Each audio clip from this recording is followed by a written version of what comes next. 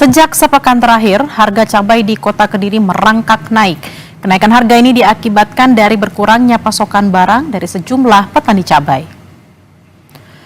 Sejak satu pekan terakhir, saudara, harga cabai di Pasar Pahing, Kota Kediri mulai merangkak naik. Saat ini harga cabai rawit mencapai Rp60.000 per kilogramnya. Sebelumnya, harga cabai rawit berkisar Rp30.000. Menurut pedagang, kenaikan harga ini karena kurangnya pasokan barang dari sejumlah petani cabai. Akibatnya, pedagang cabai saat ini mengalami penurunan penjualan. Jika biasanya pedagang mampu menjual 10 kg cabai, kini menurun hanya 5 kg saja. Pedagang mengaku kenaikan harga cabai ini akan terus berlanjut, mengingat cuaca saat ini tidak menentu.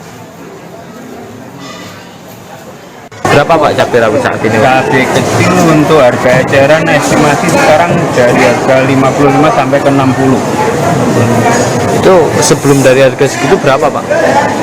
Sebelumnya sih saat anggap aja 4-5 hari atau 1 minggu sebelumnya masih berkisar di antara 30-40, akhirnya naik-naik sampai sekarang ini. Intinya produksi tanam cabai kecilnya dari petani berkurang.